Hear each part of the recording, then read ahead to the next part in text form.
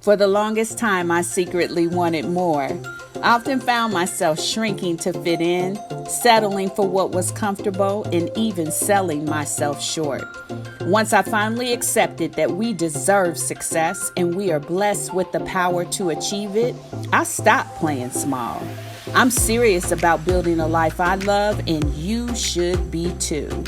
I'm Denise Taylor of DeniseTaylor.live, and welcome to Life, Love, in the Pursuit of Happiness. I help women prioritize themselves, their success, and their happiness.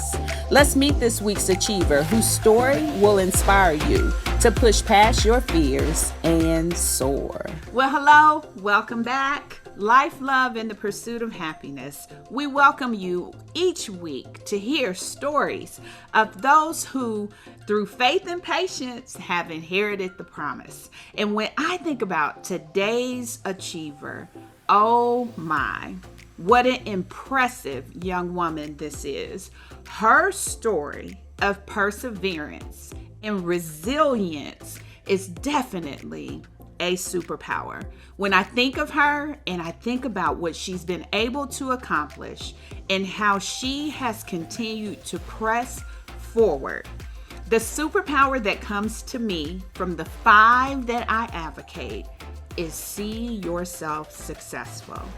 When I think of Kama and I think of her story of coming to this country and thriving in the face of every obstacle, she saw herself successful. It was at the heart of every achievement that she has experienced.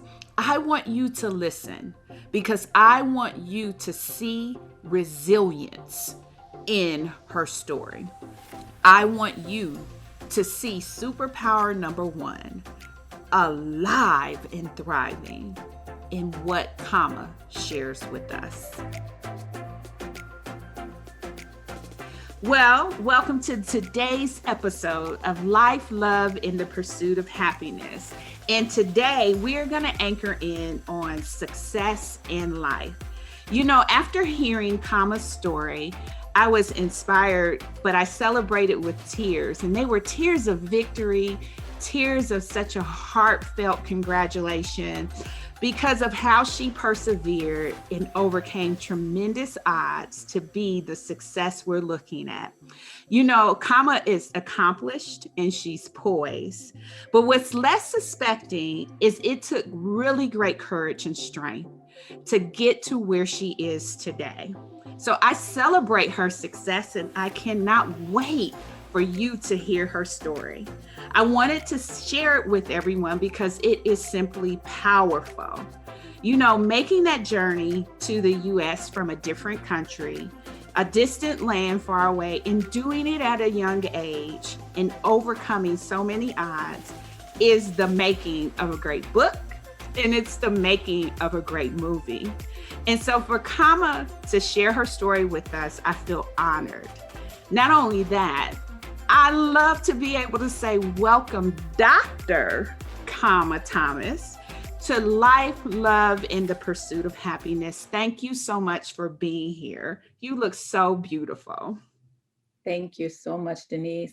Thank you for having me. I am just really excited to share the space with you and your community.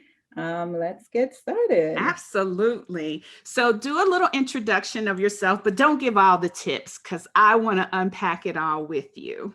Excellent, excellent. My name is Kama Thomas. I am a clinical pharmacist at a large academic medical center in Milwaukee, Wisconsin. I'm primarily responsible for dermatology, rheumatology, and GI patients who use our pharmacy. I came to America many years ago. I was 17, and really I had a dream to be a doctor. I didn't know what kind of doctor I would be, but I always envisioned and imagined myself in a white coat. So I came to America to chase that dream at 17. I am from the island of St. Lucia, born and raised, and I can't wait to tell you all of it today. Oh my gosh, that is amazing. And I celebrate you. I honor you. I honor all the magic you bring to the screen and the fact that you have your white coat. And I know it wasn't easy for you to get there. Your story of triumph is beautiful. But before we get into that journey, take me back to the beautiful little girl in your homeland. What was it like for you? What's your fondest memory? And tell me a little bit about that little girl's family. Wow. So I lived in a small fishing village in St. Lucia with my mom, my grandfather, my older sister and brother. And we always had several cousins, I feel like, that lived there at one point or another. It was always a full house. I was a child that was very curious about learning and education. I was passionate about that. I loved doing well in school. I remember I always pushed myself academically.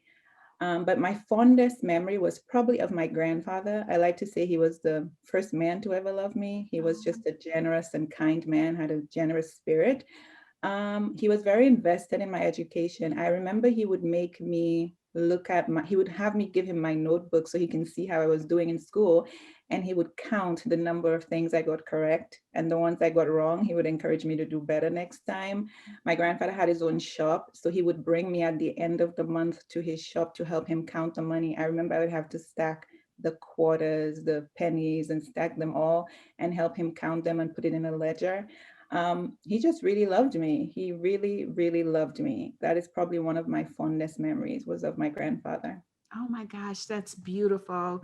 You know, I can relate to that too because my grandfather was a businessman as well, entrepreneurial spirit. And there's so much I've gleaned from him that I didn't even realize. So many wisdoms and moments, just like what you described, that last you a lifetime. And so that I can say is one of my fondest memories as well. And I know that it does your heart proud to know that you honored every investment that he made in you and believed in you and knew that you could achieve. In your story, we talk about your journey to the US, which you indicated was when you were 17. But the promises that were supposed to greet you in the US started earlier than that. Your dad left for the US when you were 9, I believe. And your mother left for another island for work when you were 15. So it essentially you were raising yourself, right? And even with no parents, you remained determined and dedicated to finishing high school and becoming a doctor. It was that one desire, you say, that made you passionate. Where did that desire to become a doctor come from? I think I've always been someone who has always wanted to be in service to others. So by the time I got to high school, I knew that would be in the health field, in the medical field in some way. Like I said, I always imagined myself in a white coat. I just didn't know what kind of doctor I would be. But a lot happened when I was 15, right? When I was 15, that's the year my grandfather passed away. That's also the year that my mom told me she was moving to another island. And so I had to go live with another family, and that was my uncle and his own family. But one thing I told myself was whether my parents were there or not, my goal was to finish high school, was to finish strong, because I knew what was waiting on the other side of that. I knew I could make my dreams come true if I finished high school. So no matter what was going on around me, I knew I had to show up for myself every day. Was it difficult to live without my mother at 15? Absolutely. I think it's difficult to live without your mother in any country at any stage of your life. But one thing I've always had, Denise, is resilience. If I have to describe myself in one word, it would be resilient. I have always been able to muster up the courage when things are difficult and push myself to my own finish lines. Whether I was 15, 20, 25, I always had a way of mustering up that courage. So resilience is really what pushed me and got me to where I am today when I think about it. That's beautiful. Now, the promise, right, that was made to you, and it was one that you kind of clung to, actually. What was that promise that your dad made? Yeah, so my dad moved to the States when I was 9. So I don't have a lot of, many memories of my dad when I was little. I remember him coming over on a weekend. I would go to where he lived at my grandmother's house to visit him. He was someone who encouraged me to do well in school. He expected excellence from me at every level. He made me love books. He would give me books every summer, and I'd have to write a book report after I read them while other kids were playing. But that's something he gave me that I will always keep, I will always hold dear, my love of books.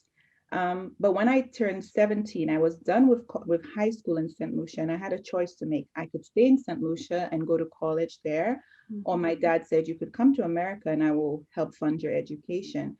And I had done well in high school. I did all of my exams. I did well in all of my exams so that I could get a place at the community college in St. Lucia. I did get a place there. I was so excited. But once my dad said, if you move to America, I will help fund your education, I thought, well, I will do that. So I packed my bags and I moved to America to live with my dad. And that was a tough decision because he was not a man I knew very well, if that makes sense. I was Yeah, it 9 when does. he left. Yeah. Yeah, that absolutely makes sense. Yeah. Um, so, I don't want to tip the hand at the turning point, right? But you describe your journey as long and arduous. Let's unpack that a little bit more. Yeah. It started off with such great hope in a sense of possibilities, one that would keep you focused. Tell me more about that coming to America. Yeah, coming to America, getting on the plane at 17, I was nervous for what lay ahead, but I was also excited because I felt like, my dream was, I was on the cusp of my dream happening. Mhm. I did everything I was supposed to do. I studied for the SATs. I took the SATs. I did I did the essay that you're supposed to write. And Mhm. then I got into Florida International University. I remember in my first week there, someone coming to the classroom. It was probably my biology or chemistry class, and it was a group of maybe 300 students in the class. Mhm. And they had a list, and he was calling out names on the list, and my name was on the list. And Mhm. he said, you need to go to the Bursa at the end of the day to take care of your bill. I thought, oh my God. So I went home and I told my dad, and I said, they're saying that I cannot continue school if I don't pay the bill. So, I know you said if I came to America, you would help me fund my education. So what should I do? And he said, you need to withdraw from your classes. I will not be able to do this. And the next day, I remember going, sitting in classes all day, knowing that this was the end for me. I went to withdraw. I remember coming home into our small apartment in Florida that night, and I laid in the bathroom and I shut the door. I turned off the lights and I cried because I realized in that moment my dream had been deferred. Mhm. Um, that is a tough thing. I think Mhm. that's a very tough thing for anyone coming to a new country. Mhm.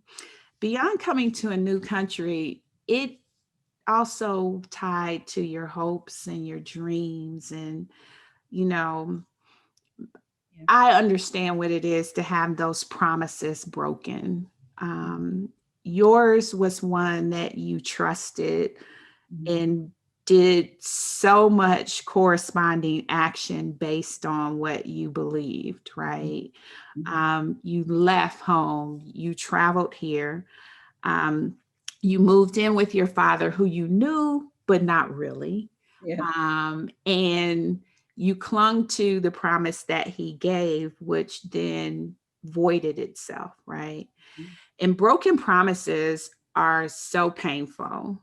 And it's even devastating, I would imagine, to learn your dad's truth, right? You know, where he kind of wrote a check that he couldn't cash with what he Right. said, essentially. Yeah. How did you find the courage to move forward? Um, I don't know if in that moment I felt that way, but now that I'm on the other side of it, Denise, what I've learned is that our parents give us what they're able to. Everyone in our life only gives us what they are able to. That Mhm. could be in relationships, that could be financially, that could be love. People can only give us out of a place that they have. And so I'm grateful for everything that's happened along the journey now. Even that disappointment, looking back, I realized it was necessary for my growth. It was necessary for the woman I would become. Mhm. Um, but what pushed me, I probably had the faith of a mustard seed at that time. Mhm. That's probably all the faith I had. I said, you know what? I have to make this happen for myself. Mhm. One way or another, I have to make this happen for myself. That was a promise I made to myself that no matter who showed up for me, Mhm. it didn't matter. I would show up for myself. And Mhm. that's what I did. Every step of the way, I pushed and found a way. No matter what the hurdle was, I found a way.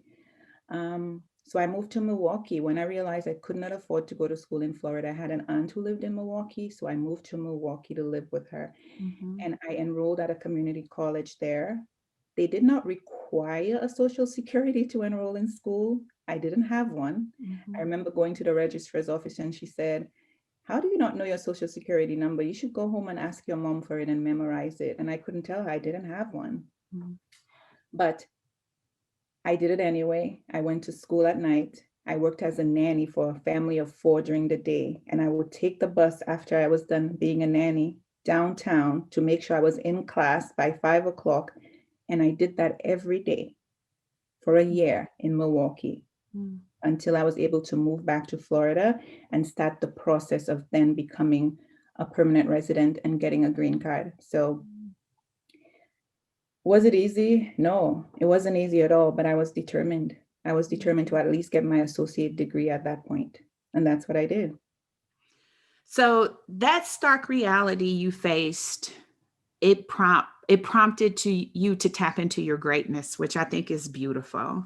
Mhm. Um, you really faced a failed expectation, and really it was more about having a healthy relationship with your dad, right? Because you persevered through school, you persevered through the obstacles. Mhm. I would imagine you kind of had a dream of establishing a good relationship, knowing him, trusting him when you joined him here in the US.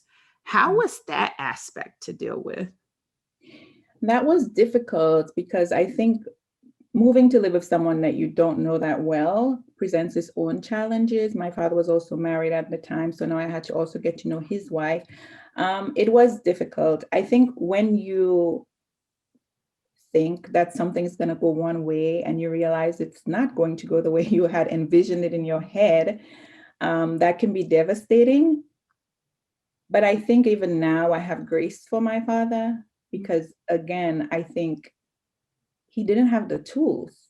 And when Mhm. we don't have the tools, we can only give from a place that we're familiar with. Mhm. I don't believe that he had the tools. And maybe that's a conversation I will have to have with him at some point. Mhm. But I have grace for him now that I'm older and I'm on the other side of the situation that Mhm. I just believe he didn't have the tools. Your healing is beautiful.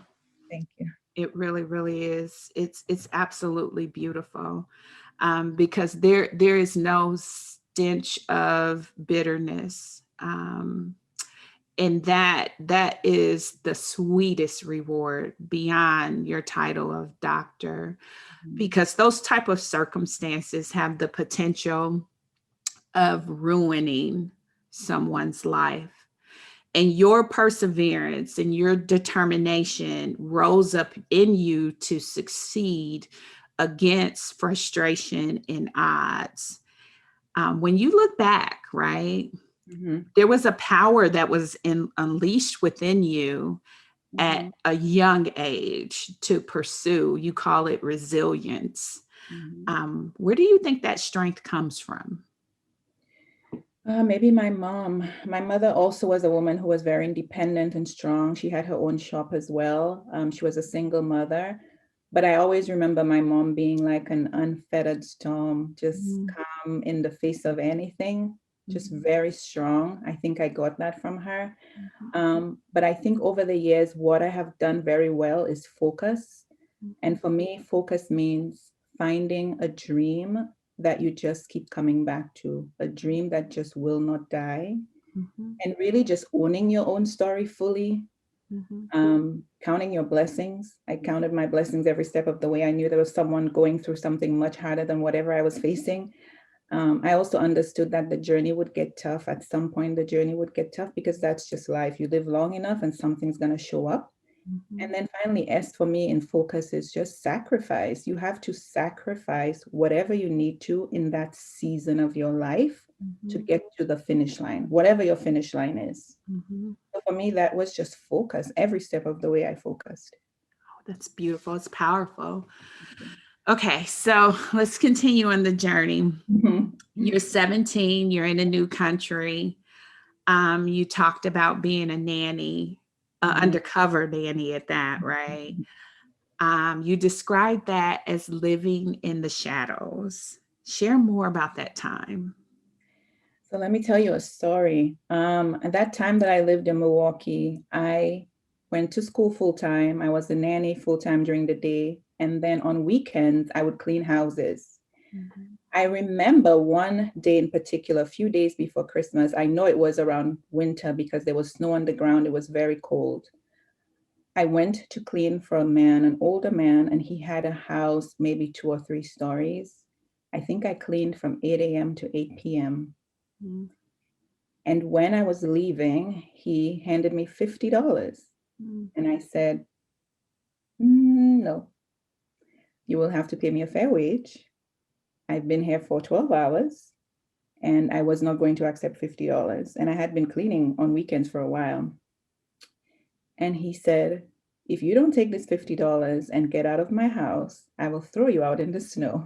And Denise, I think I was so shocked in that moment. I think I said something like, if you throw me out in the snow, we'll both end up in the snow tonight because I'll throw you out in the snow as well. And I tell you that story and I can laugh about it now all these years because I'm so removed from it. Mhm. But maybe that will make you understand a little bit about what living in the shadows means as an immigrant. Mhm. That's the story I can use to Wow. explain living in the shadows. It's almost like overlooked, discounted, um, undervalued, Mhm. mistaken, Mhm. compromised. Um, Nothing that anybody would want to be. Yet, Mhm. those of us who are afforded privilege, if I could even call it that, right? Because we know the connotations around privilege these days. Mhm.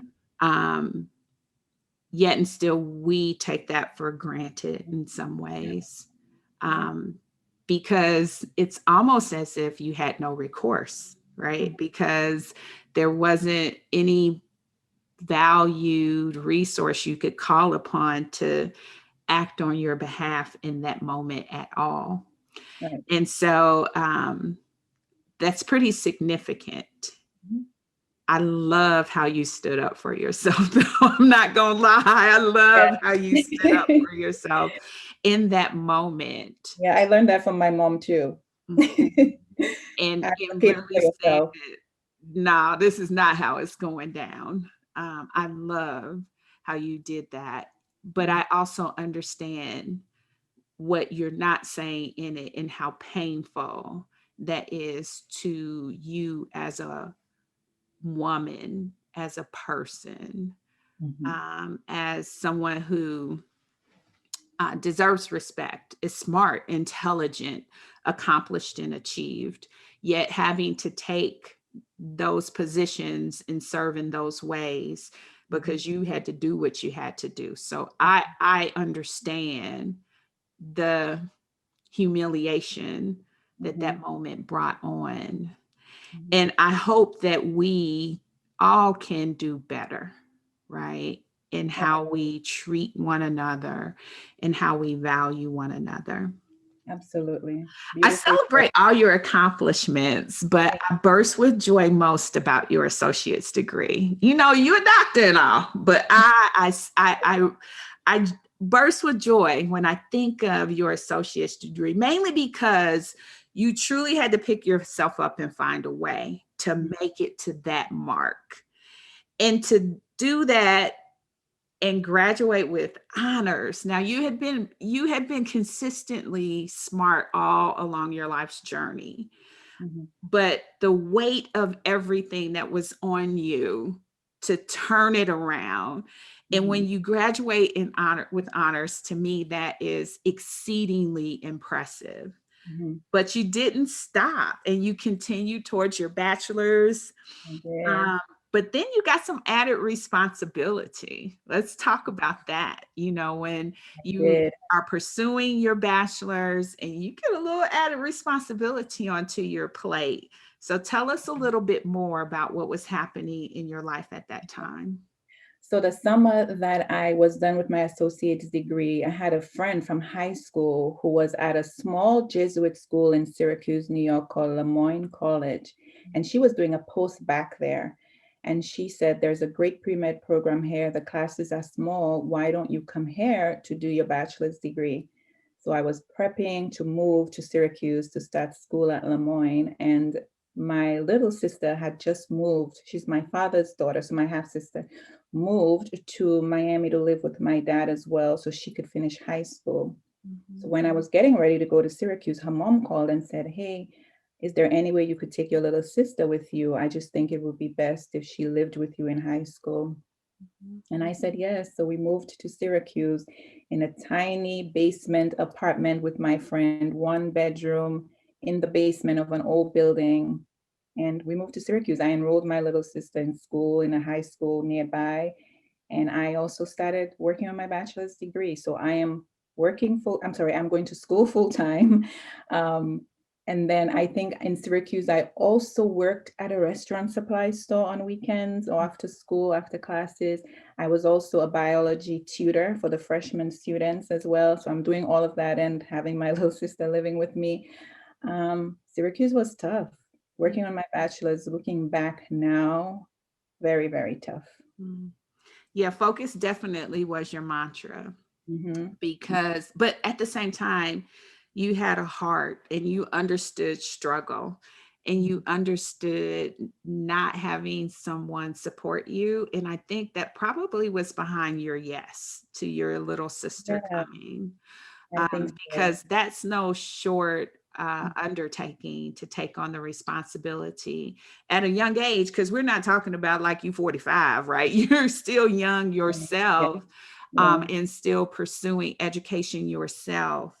Mhm. Um, but true to form, not only did you graduate with your bachelor's, but again, you graduated with honors. I did. You continue to be impressive against the odds. Yeah, And your sister showed similar determination, similar pedigree of success, in the fact that she too received a full ride to Columbia University mhm. at the same time. Yeah. I want to say to you that that is beyond impressive of Thank you. how you could inspire yourself, Mhm. commit to your dreams, stay focused, as you talked about, be instrumental in whatever ways, big, small, or anywhere in between, in helping your sister get her footing in the right direction. Thank That you. was nothing to just wince at. You did a great thing, Thank very you. much so.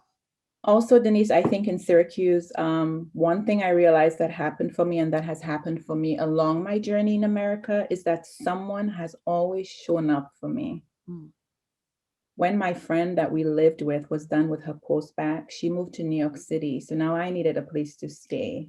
And I knew I couldn't afford with my assistant being a full-time student, running between, chemistry and physics classes and labs and all of the things, plus going to, parent teachers meetings for her.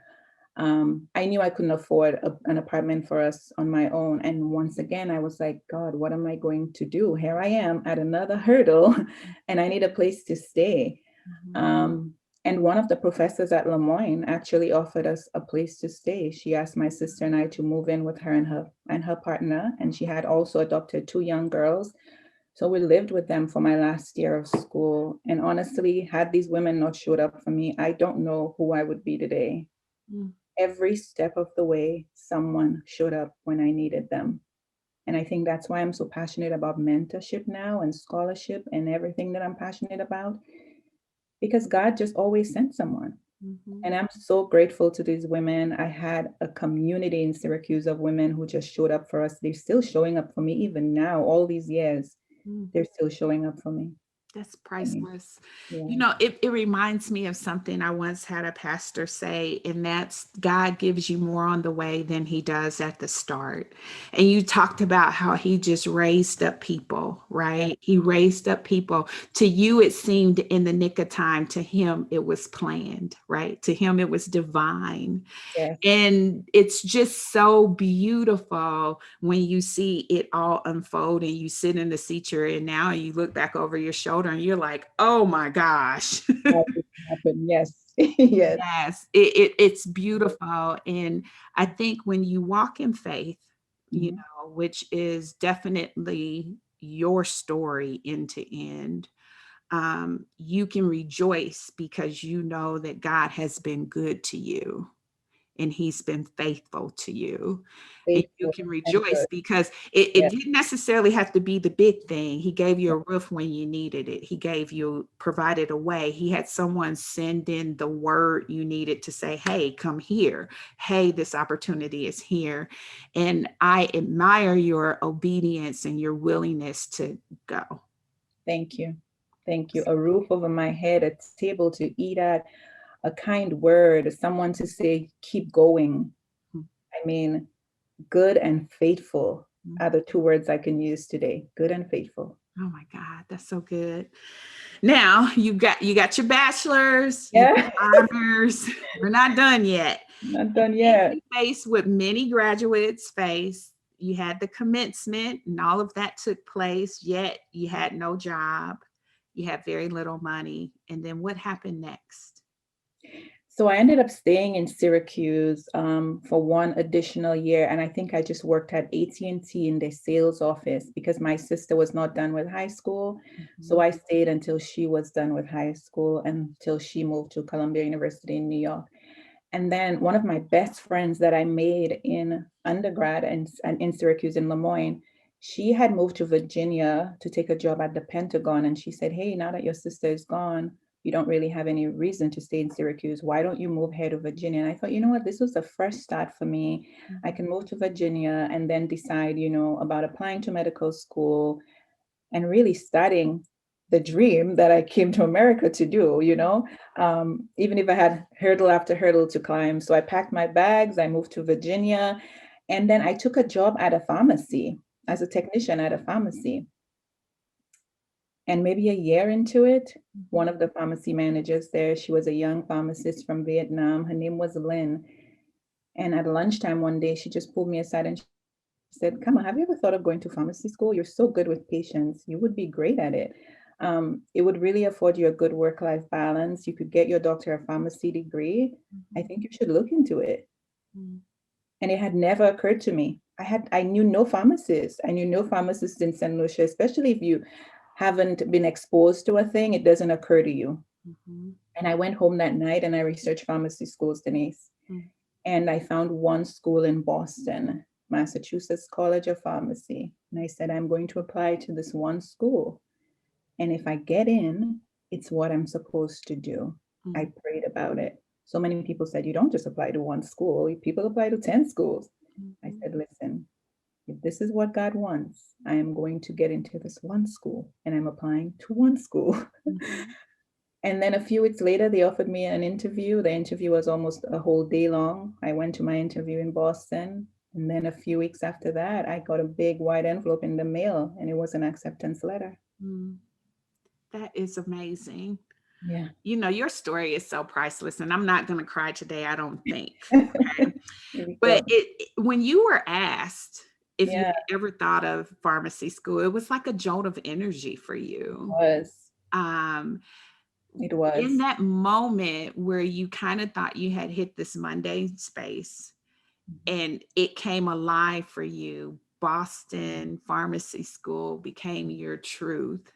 Like, Mhm. what's going through your head in the face of that potential and all that possibility? Whew, I was overwhelmed. I was overwhelmed because I knew my life would change. I also realized once again I would have to move to another state where I knew no one and start again. But I was also grateful that someone showed up again that saw something in me, recognized something that I may have not even seen for my own self in that moment, because when you're in survival mode, you're just going and going. Mhm. I thank God for Lynn that she showed up at the time that she showed up. I know it was divinely ordered, Wow. but I knew that now that I had an acceptance letter, I need to make this happen for myself. I needed to get in go mode. And that's what I did that summer. I got in go mode.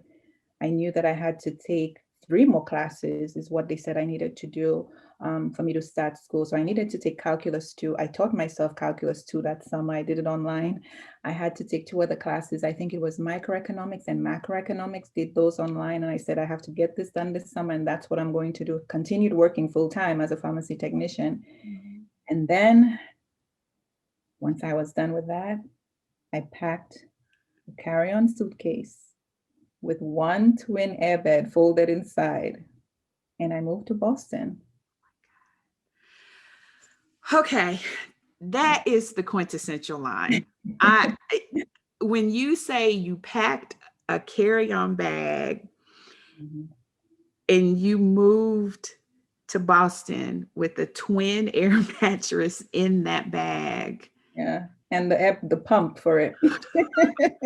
in the bag with your stuff, right? Here I come. To me, I'm telling you, that's the image of a true dream chaser. Like, you are on the verge of reaching that doctor goal, and you let Yeah, nothing stop you. And nothing. you took what you could take in that bag, something to sleep on, which is just blowing my mind. And that, in my mind, is such a huge step of confidence, that transcends focus. That is giving all your heart, like all in. What do you feel when you think about that particular moment of going for it? Whew.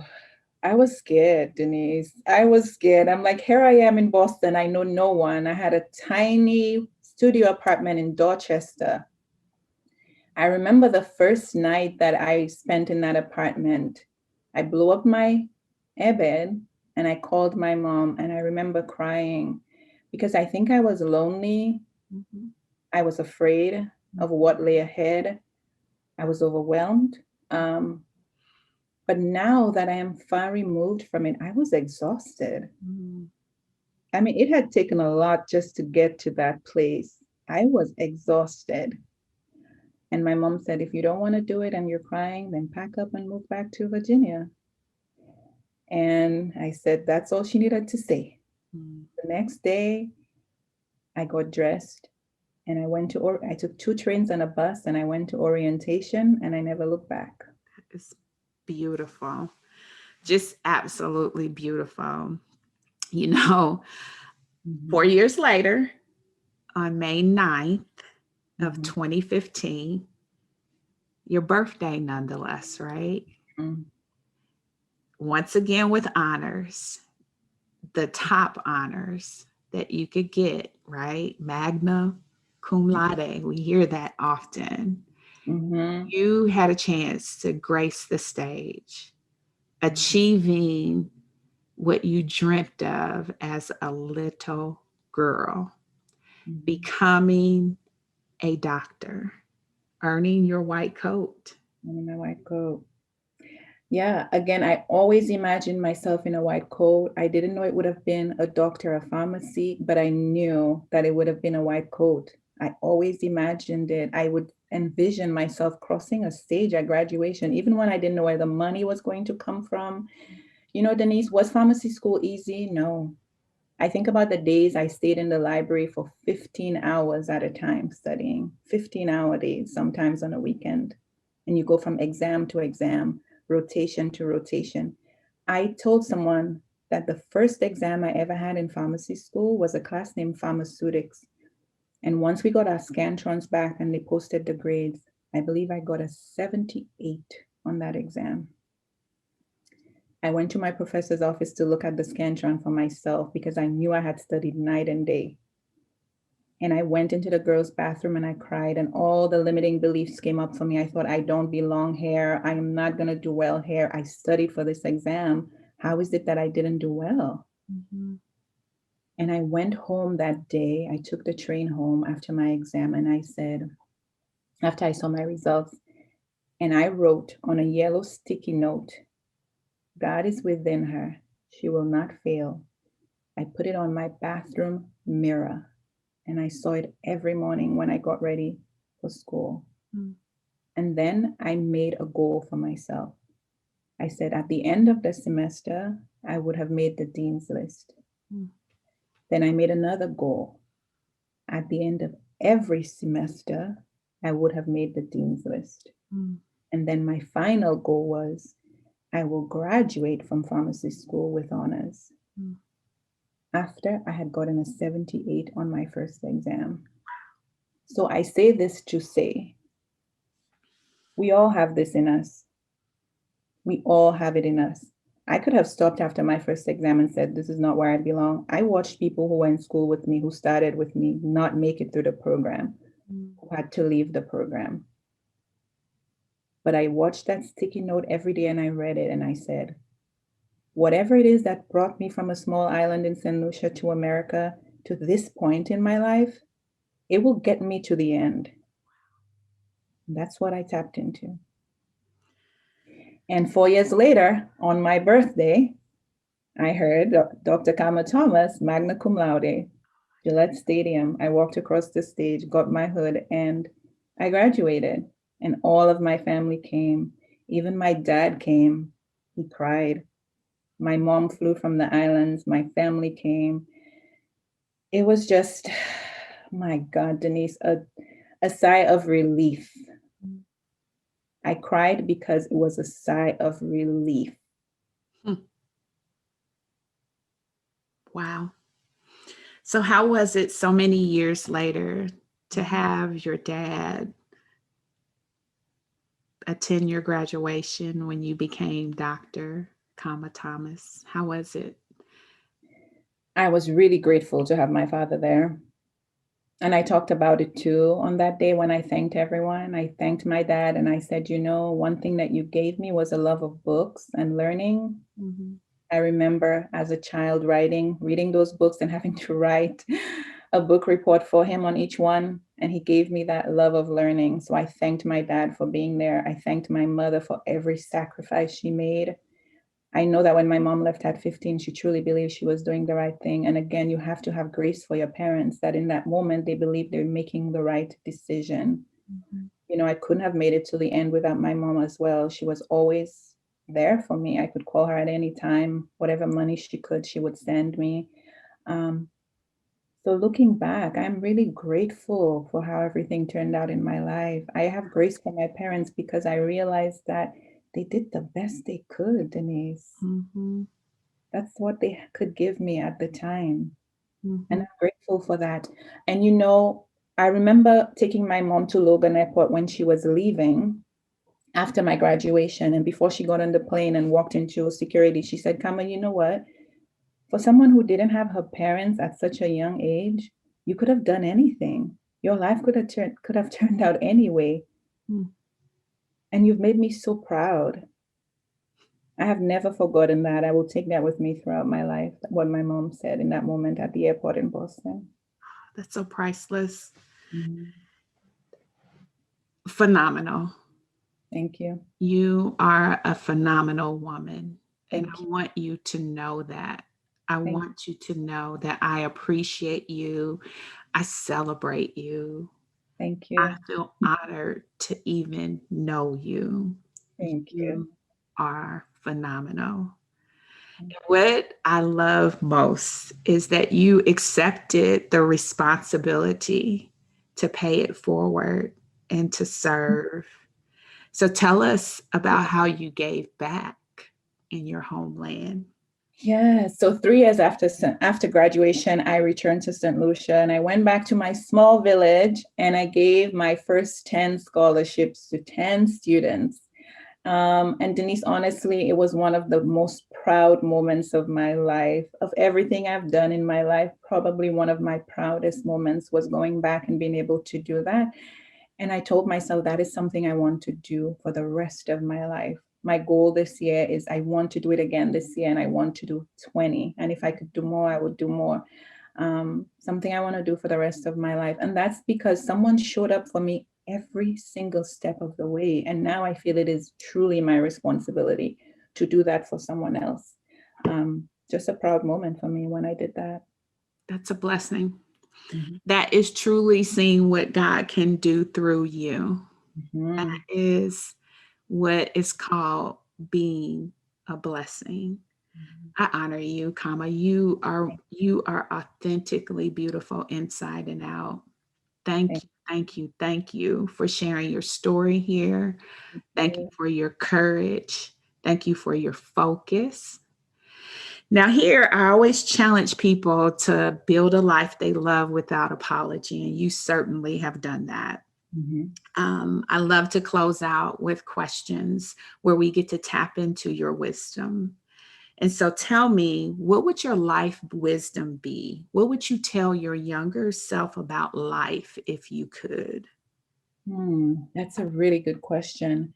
I would tell my younger self that it gets better, that on the other side of your fear, of your sweat and your sacrifice, there's a really beautiful life waiting for you on the other side of that, that it gets better.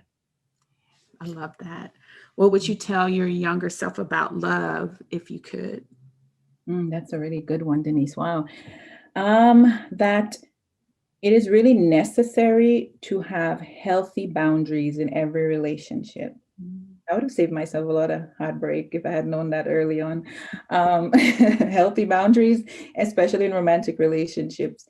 It's not necessary to light my own self on fire to keep someone else warm. Boundaries. Now, there is a quotable. I love quotables. It is not necessary to light myself on fire to keep someone else warm. I love it, comma. And then finally, what's your happiness wisdom? What would you tell your younger self about happiness if you could? Oh, wow, that's great. That it is really our birthright to have a life full of joy, that God really wants that for us. For me, joy, something that brings me joy is travel. I try to do that as often as I can. That's one of the first things I did after I became a pharmacist. And for you, it might not be travel. For someone else, it will be something else, right? But we have to find that thing and we have to do it as often as we can. And then I'll leave you with this. Early on in the pandemic, I remember driving in my car and a song came on the radio and I heard Chance the Rapper singing and he said, I know that we believe in God, but I know that God believes in us. Wow. And I almost stopped my car, Denise. I thought, my God, God believes in us, Denise. That is He believes in us. He does. He is committed to us. He loves us. Yes. He's our friend. You are beautiful. Thank you, comma. And I have one last thing to tell you. I want you to know that success looks so good on you. Thank you so much. Thank you. I'm so glad we met. Absolutely. Absolutely. Comma story. It excites me every time I hear it. Every time I take in her perseverance and her resilience, it encourages me in my own life to not allow anything to stand in the way of me truly building a life that I love without apology. Resilience is her superpower, but when I think of the 5, I see loud and clear the power of seeing yourself successful. And I love how she took it further than success, and she made it significance when she gave back to the young women in her country. You know, success is contagious, and that is why I choose to highlight stories of people who persevered, overcame, those who definitely embraced their power, to do, be, have, and achieve. That's what life, love, and the pursuit of happiness is all about. I so appreciate you tuning in each week. And as always, please, please, please rate, review, like, and share. That's what keeps the stories going that are going to motivate you each and every week. We'll see you next time. Thank you for tuning in.